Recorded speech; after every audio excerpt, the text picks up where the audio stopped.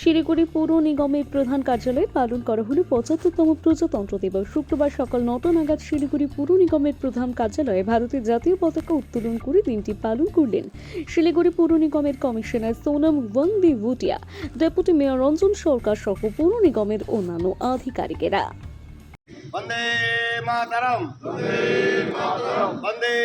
मातरम, जय हिंद, जय हिंद, जय हिंद।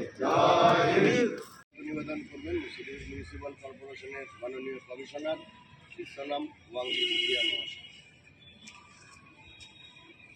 পুষ্পাঞ্জলি নিবেদন করবেন মিউনিসিপাল কর্পোরেশনের সচিব শ্রী অনাবিল দত্ত মহাশয়। পুষ্পার্ঘ্য নিবেদন করবেন আমাদের অর্থ আধিকারিক শ্রীমতী রুদ্রিকা সরকার মহাশয়।